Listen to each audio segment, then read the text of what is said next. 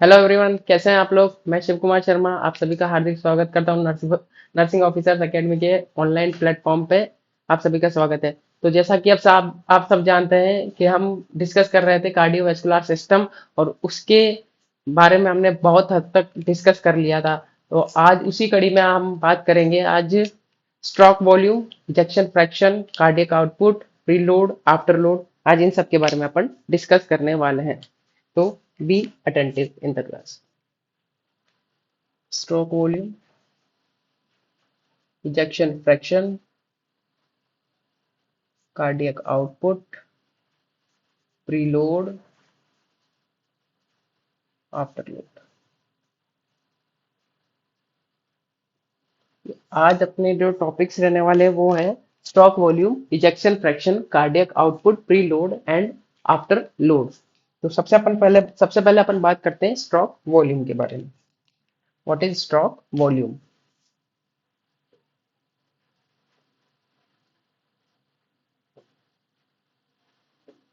Stroke volume की मैं बात करूं तो स्ट्रोक वॉल्यूम की डेफिनेशन होगी, stroke volume is the amount of blood which is pumped out by the ventricles in a single pumping action or in a single beat. The amount of blood, the amount of blood ejected by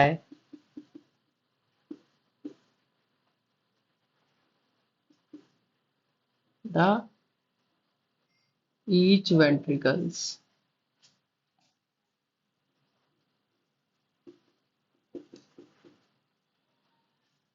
in a single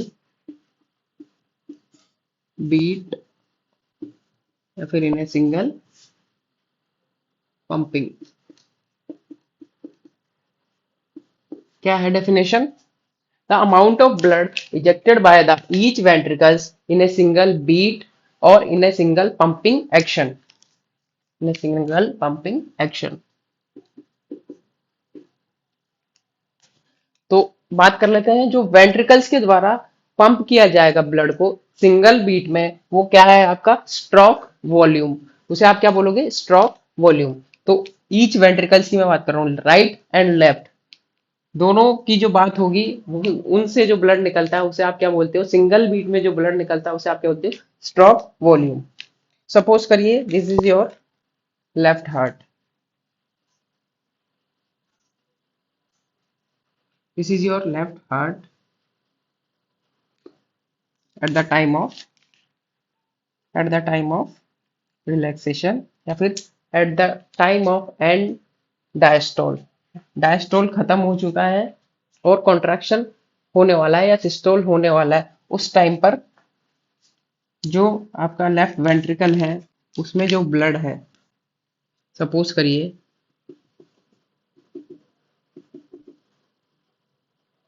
इसमें 120 ml of blood present है। कब? At the time of eight the time of end of diastole. Diastole के and होने पर, diastole and होने ही वाला है, relax ventricle relaxation है वो एंड होने वाला है, और क्या स्टार्ट होने वाला है? वेंट्रिकुलर सिस्टोल या वेंट्रिकुलर कॉन्ट्रैक्शन। तब जो अमाउंट प्रेजेंट है लेफ्ट वेंट्रिकल के अंदर उसे आप क्या बोलते हैं? End diastolic volume. क्या बोलेंगे आप उसे? End diastolic volume can be called as end diastolic volume. और वो कितना है? 120 ml। 120 ml लेफ्ट साइड भी है, 120 ml राइट साइड भी है।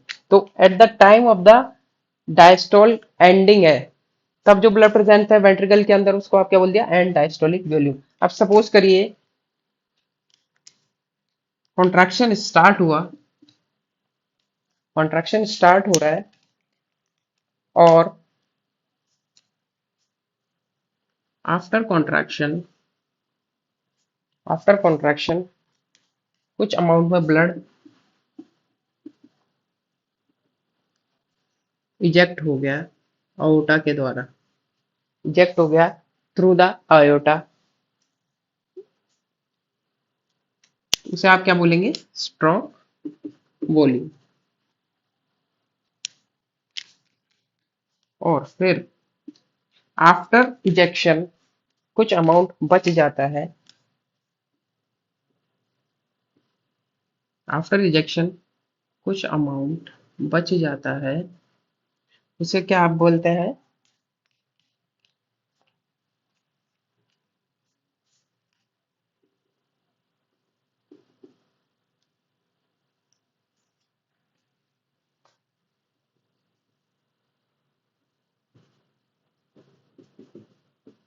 And systolic volume. And systolic volume मतलब सिस्टोल के एंड होने पर जो ब्लड अमाउंट बच गया है, सिस्टोल के एंड होने पर जो ब्लड अमाउंट बच गया है वेंट्रिकल्स के अंदर आफ्टर इजेक्शन, वो क्या है आपका? And systolic volume. और वो कितना होता है? Around 50 ml। वो कितना होता है? Around 50 ml। तो आप जो फॉर्मूला बन के आएगा वो आएगा स्ट्रोक वॉल्यूम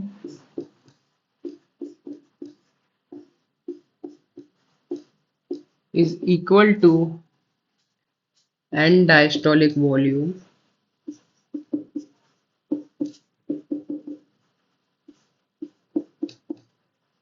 माइनस, घटा देंगे आप उसको, एंड सिस्टोलिक वॉल्यूम में से। ये आपका स्ट्रोक वॉल्यूम का फॉर्मूला हो सकता है या होता है। स्ट्रोक वॉल्यूम क्या है? स्ट्रोक वॉल्यूम है एंड डायस्टोलिक वॉल्यूम, जो आपके पास ब्लड था डायस्टोल के टाइम पे, उसमें से इजेक्ट हुआ हुआ ब्लड, वो है स्ट्रोक वॉल्यूम। और जो बच गया है वो है and systolic volume.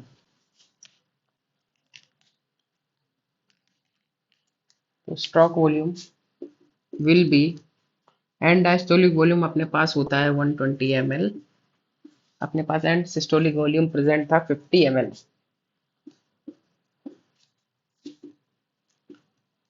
Around 70 ml। तो आपका जो स्ट्रोक वॉल्यूम होता है वो कितना होता है? Around 70 ml। तो एक बार में हार्ट जो है, आपके जो वेंट्रिकल्स जो है 70 ml ब्लड को इजेक्ट कर देते हैं within a single beat. अब बात कर लेते हैं इसी तरीके से इजेक्शन फ्रैक्शन के बारे में। बात करते हैं इजेक्शन फ्रैक्शन की।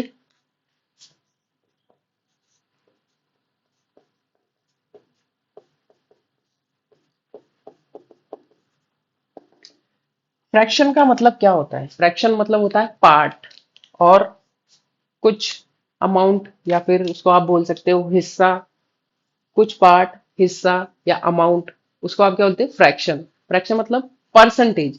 परसेंटेज बोले तो किसका? इजेक्शन का। इजेक्शन फ्रैक्शन मतलब कितना परसेंट ब्लड वेंट्रिकल से बाहर निकला eight the time of ventricular contraction, that can be called as ejection fraction of the end diastolic volume. So we can define it as it is the part of part or percent of end diastolic volume ejected by, it is the part or percent of end diastolic volume ejected by the ventricles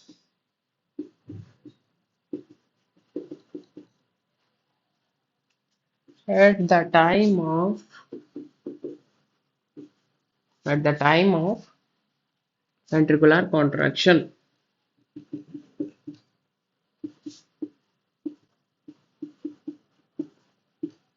क्या बोल रही है definition? It is the part और percent of the end diastolic volume which is ejected by the ventricles at the time of ventricular contraction. तो part या percentage निकालना है किसका? एंड डायस्टोलिक वॉल्यूम का। कब? At the time of ventricular ejection. वो क्या है आपका? Ejection fraction.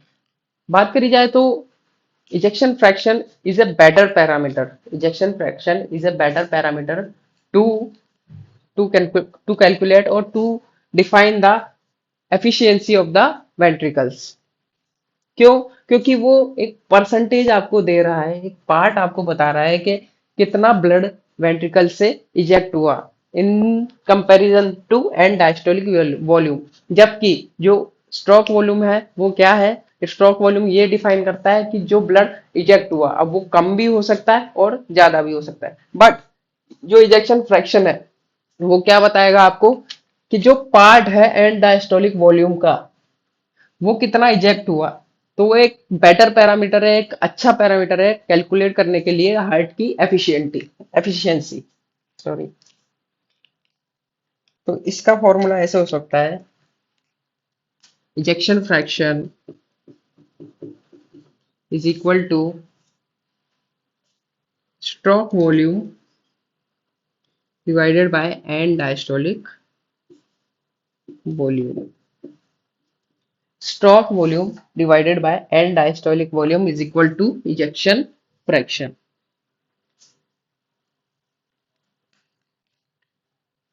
तो निकाल के दिखाते हैं आपको। Ejection fraction is equal two stroke volume अपने पास था 70 ml और एंड डायस्टोलिक वॉल्यूम था 120 ml। ये करीब करीब आएगा आपका 0.54%। 0.54% करने दीजिए, 0.54। तो लगभग लगभग करीब हाफ और 5 to 0.6% of the blood, 0.5 to 0.6% of and diastolic volume जो है आपकी एक सिंगल बीट में इजेक्ट कर दिया जाता है वेंट्रिकल्स के द्वारा। वही क्या है आपका? वही क्या है आपका इजेक्शन फ्रैक्शन। एग्जांपल्स पे ध्यान देते हैं। This is your heart number A. इसका जो इजेक्शन फ्रैक्शन है उसमें स्ट्रोक वॉल्यूम 70 है और एंड डायस्टोलिक वॉल्यूम इसका 120 है। जबकि this is your heart number B. B इसका जो स्ट्रोक वॉल्यूम है वो भी 70 है, जबकि एंड डायस्टोलिक वॉल्यूम इसका 1 सपोज करिए 150 है। अब आप बात कर लेते हैं हार्ट नंबर सी की। इसका जो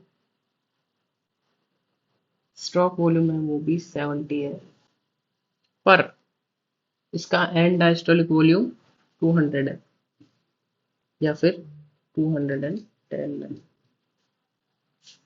ध्यान दीजिएगा, जो हार्ट नंबर ए है वो क्या इंडिकेट कर रहा है कि जो स्ट्रोक वॉल्यूम है 70 है और 120 ml इसका एंड डायस्टोलिक प्रेशर है। तो इसका जो इजेक्शन फ्रैक्शन निकल के आया वो आया 0.54। तो this is indicating normal heart. But आप हार्ट नंबर बी को देखिए, स्ट्रोक वॉल्यूम 70 है और एंड डायस्टोलिक वॉल्यूम बढ़ गया है, 150 हो गया है। तो करीब करीब ये रहेगा 0.49। 0.49 कुछ इसका इजेक्शन फ्रैक्शन रहेगा। जबकि हार्ट नंबर सी जो है वो क्या है 70/210। तो इसका जो इजेक्शन फ्रैक्शन होगा 0.3, अराउंड 0.3। ध्यान दीजिएगा, तीनों में स्ट्रोक वॉल्यूम तो सेम है पर एंड डायस्टोलिक वॉल्यूम चेंज हो गया है। कांस्टेंट क्या है? Stroke volume, but the changing जो पैरामीटर है वो क्या है? And diastolic volume. तो देखेंगे आप पाएंगे जितना फ्रैक्शन स्ट्रोक वॉल्यूम तो सेम रहा, बट जो इजेक्शन हुआ एंड डायस्टोलिक वॉल्यूम का वो कम था। तो इसमें देखिए हार्ट नंबर बी कम एफिशिएंट है, 0.49 ही है, जबकि हार्ट नंबर सी उससे भी कम एफिशिएंट है, 0.3 इजेक्शन फ्रैक्शन इसका है। तो सबसे सही जो है आपका हार्ट नंबर ए है 0.54। तो अपन ने बात करी स्ट्रोक वॉल्यूम और इजेक्शन फ्रैक्शन की। इजेक्शन फ्रैक्शन क्या है? अच्छा पैरामीटर है। अब अपन बात कर लेते हैं कार्डियक आउटपुट के बारे में। अपन ने पढ़ लिया स्ट्रोक वॉल्यूम, इजेक्शन फ्रैक्शन। अब आप नंबर है कार्डियक आउटपुट का। Cardiac output.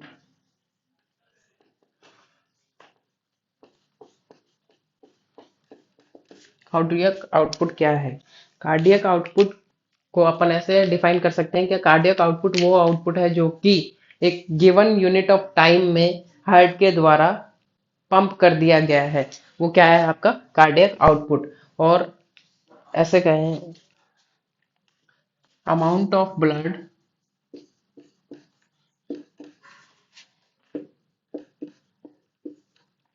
ejected by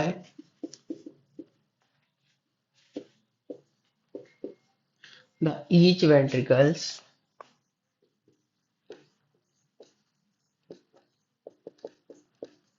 amount of blood ejected by the each ventricles in a given time frame। एक गिवन टाइम फ्रेम में, एक गिवन टाइम पीरियड में, एक टाइम पीरियड आपको दे दिया गया है, उस पीरियड में कितना हार्ट ने ब्लड को पंप किया, कितने अमाउंट को ब्लड को पंप किया, वो क्या है आपका कार्डियक आउटपुट। ज्यादातर इसकी बात की जाती है मिनट कार्डियक आउटपुट से। किससे? Minute cardiac output.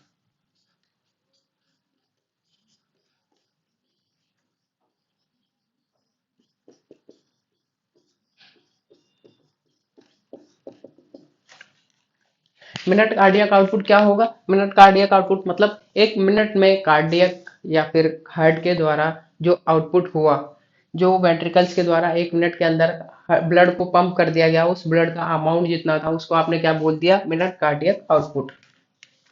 तो डिफाइन इसको ऐसे कर सकते हैं, amount of blood pumped by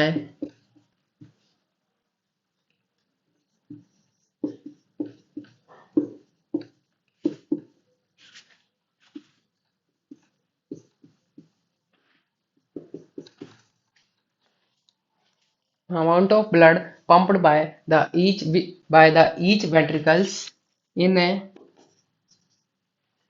minute or 60 seconds, in a minute or 60 seconds can be called as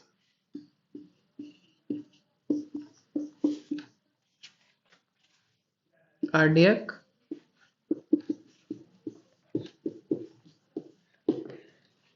cardiac output. Cardiac output क्या है? एक मिनट में जितना ब्लड को पंप कर दिया है हार्ट ने, आपके वेंट्रिकल्स ने, वो क्या है आपका मिनट कार्डियक आउटपुट। अब इसका फॉर्मूला देख लेते हैं।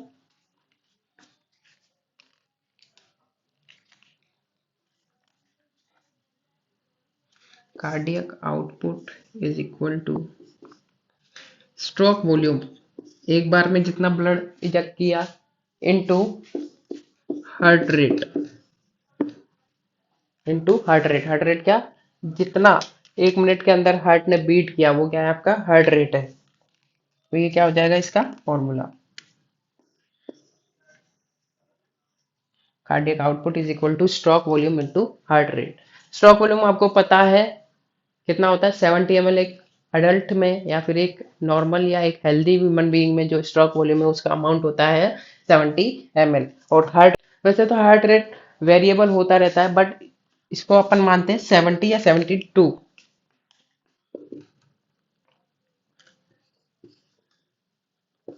हार्ट रेट आप मान लीजिए 72, ये हो गया ml में, ये हो गया बीट्स पर मिनट, है ना। तो 70 मल्टीप्लाई बाय 72, जो आपका अमाउंट निकल करके आएगा, कैलकुलेशन आप करोगे तो क्या आएगा? 5040 ml पर मिनट। तो कितना है? 5040 ml पर मिनट आपका जो ब्लड था या जो कार्डियक आउटपुट था उसका अमाउंट कितना था? लगभग 5 लीटर पर मिनट, 5 लीटर पर मिनट। ये जो 5 लीटर पर मिनट है, एक हार्ट के द्वारा पंप कर दिया जाता है, सर्कुलेट कर दिया जाता है पूरी बॉडी में इन ए सिंगल मिनट और इन 60 सेकेंड्स।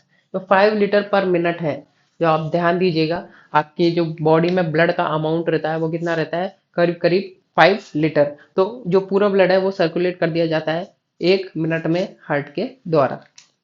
तो आपको एक मैं फैक्ट बताना चाहूंगा, जो आपका हार्ट है वो आपका 5% ऑफ कार्डियक आउटपुट को रिसीव करता है। और जो हार्ट को सप्लाई होती है वो करती है coronaries arteries, right right coronary artery and left coronary artery.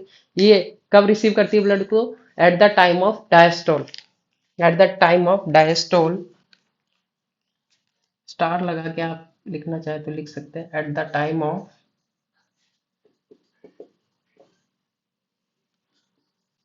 Diastole, cardiac diastole.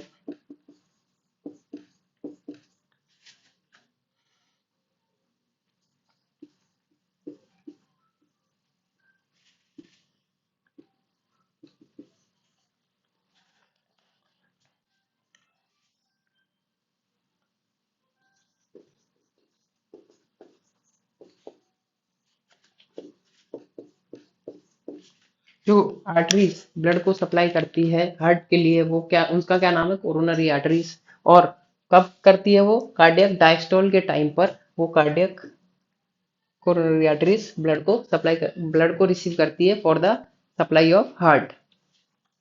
और वो परसेंट कितना रहता है? 5%। तो अपन ने बात कर ली है कार्डियक आउटपुट के बारे में। अब अपना जो नेक्स्ट हेडिंग रहने वाला है वो रहने वाला है pre load. What is pre load?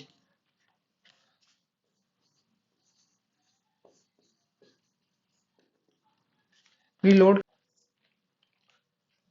Preload वो है, प्रीलोड क्या है? Pressure of ventricles walls, ventricles की वॉल्स पर जो प्रेशर है just before the starting of contraction. Contraction होने से पहले जो प्रेशर प्रेजेंट है वेंट्रिकल्स की वॉल्स पे, वो क्या है आपका? Pre load. तो अपन इसको ऐसे लिख सकते हैं, द प्रेशर या लोड, द प्रेशर और लोड प्रेजेंट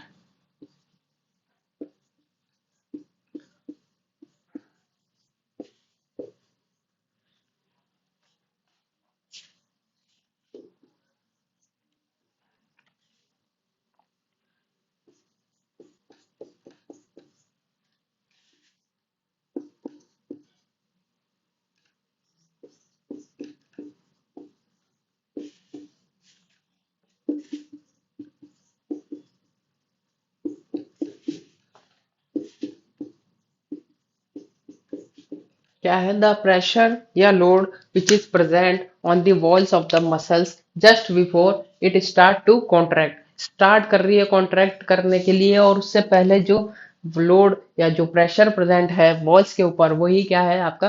प्री लोड। और इसको अपन ऐसे कह सकते हैं, जब मसल कॉन्ट्रैक्ट करने वाली है तो मतलब तब मसल्स क्या है? रिलैक्स है। At the time of,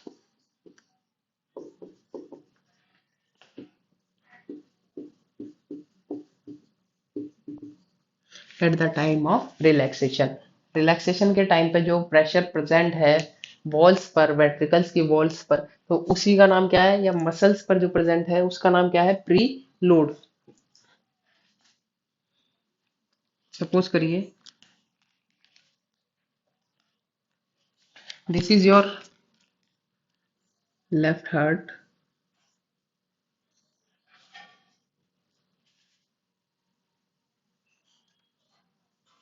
this is your left heart. अब ये क्या है? अभी रिलैक्सेशन के टाइम पे, मतलब वेंट्रिकुलर डायस्टोल चल रहा है, वेंट्रिकुलर डायस्टोल चल रहा है, तो एंड डायस्टोलिक वॉल्यूम मैंने आपको बताया था, and diastolic volume, and diastolic volume कितना था? Around 120 ml। And diastolic volume जो है 120 ml, सॉरी। तो क्या हुआ? एंड डायस्टोलिक वॉल्यूम ही आपका एंड डायस्टोलिक प्रेशर हो जाएगा, एंड डायस्टोलिक वॉल्यूम ही आपका एंड डायस्टोलिक प्रेशर हो जाएगा। और एंड डायस्टोलिक प्रेशर ही आपका क्या बन सकता है? Pre load. आप क्या बोल सकते हो उसको? प्री लोड क्या है? एंड डायस्टोलिक वॉल्यूम, जो डायस्टोल के एंडिंग पर जो वॉल्स में प्रेजेंट है प्रेशर, वही क्या है आपका? प्री लोड है। ध्यान दो, जो प्री लोड है वो क्या है? प्रीलोड है जो एंड डायस्टोलिक वॉल्यूम थी, एंड डायस्टोलिक वॉल्यूम था या एंड डायस्टोलिक प्रेशर था, वही आपका प्रीलोड है। अब ध्यान दो, जो आपका एंड डायस्टोलिक वॉल्यूम है या एंड डायस्टोलिक जो प्रेशर है, अब देखो डायस्टोल के टाइम पे जो एट्रिया है और जो वेंट्रिकल है सिंगल चैम्बर की तरह कब काम करेगा, जब एट्रिया कॉन्ट्रैक्शन होने ही वाला है तब क्या होगा, वेंट्रिकल्स और एट्रियम एक सिंगल चैम्बर की तरह काम करेगा।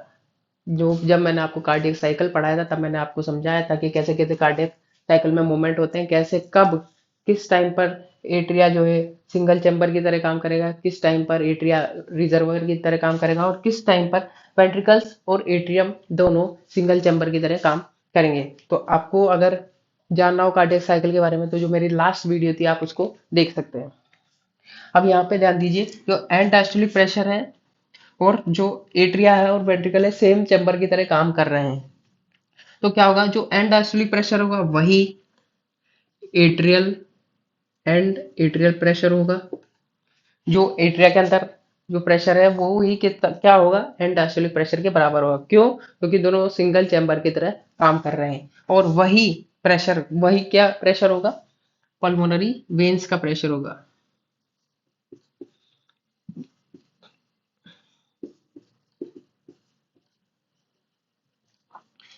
कोरिलेट कर पा रहे हैं ना आप, क्योंकि ये सभी एक ही चैम्बर की तरह काम कर रहा है, तो क्या होगा, इन सब का प्रेशर सेम होगा। जितना वेंट्रिकल में प्रेशर होगा उतना ही एट्रिया में प्रेशर होगा और उतना ही पल्मोनरी आर्टरी पल्मोनरी वेन्स में प्रेशर होगा, और वही प्रेशर होगा पल्मोनरी कैपिलरीज में।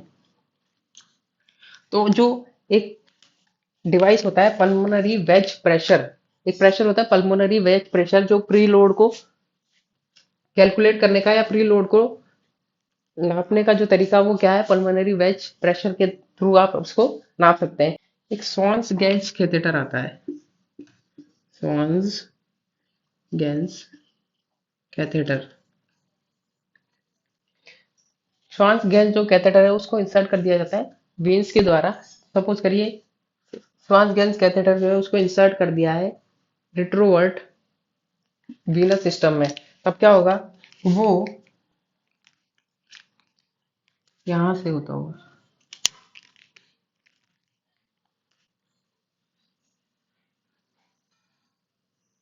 लेफ्ट एट्रियम में आएगा, लेफ्ट एट्रियम से होता हुआ लेफ्ट राइट एट्रियम में आएगा, राइट यहाँ से होता हुआ राइट एट्रियम में आएगा, राइट एट्रियम से होता हुआ राइट वेंट्रिकल में जाएगा, राइट वेंट्रिकल से पल्मोनरी आर्टरीज में, और पल्मोनरी आर्टरीज से होता हुआ पल्मोनरी कैपिलरीज में या फिर लंग्स में एंटर कर जाएगा। अब ये जो प्रेशर या फिर ये जो कैथेटर है ये ब्लॉक कर देगा, ब्लॉक कर दिया उसने। यहाँ पे सिर्फ आपको एक सिंगल कैपिलरी दिख रही है, ऐसी मिलियंस में होती है लंग्स में। तो जो पल्मोनरी कैपिलरी है उसको उसने ब्लॉक कर दिया है, वेज कर दिया है। तो अब क्या होगा, यहाँ पर एक ट्रांसड्यूसर लगा हुआ रहता है, ट्रांसड्यूसर लगा हुआ रहता है, प्रेशर मीजरिंग डिवाइस प्रेजेंट होती है इस कैथेटर पे। तो वो क्या करती है, यहाँ से ब्लड सप्लाई रुक गई, स्टॉप हो गई, टेम्पररी क्लोज्ड हो गई। अब क्या होगा, जो प्रेशर प्रेजेंट होगा एट्रिया में, वेंट्रिकल्स में, एट्रिया में, पल्मोनरी वेन में और पल्मोनरी कैपिलरीज में, उनको वो मीजर कर लेगा। मीजर करने के बाद उसको निकाल लिया जाता है और प्रीलोड कैलकुलेट हो जाता है।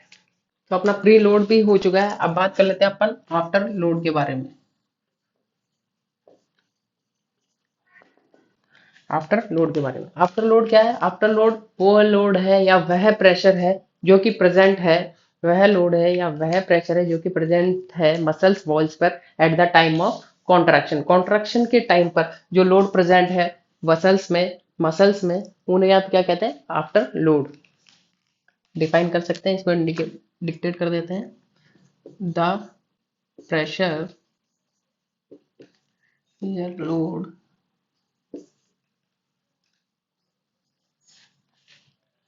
which is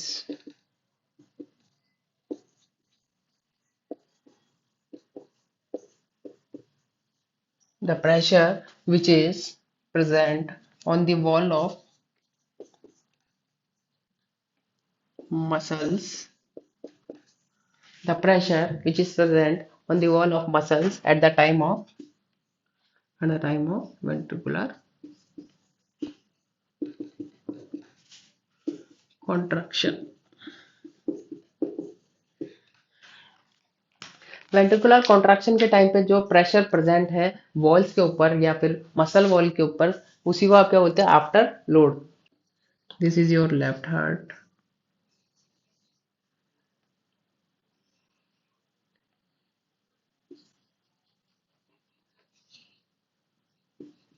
कॉन्ट्रैक्शन हो रहा है वेंट्रिकल्स में, तब जो वॉल्स पे प्रेशर प्रेजेंट है उसे आप क्या बोलते हो? After load. आफ्टर लोड जो है वो टोटली डिपेंड किस पर है?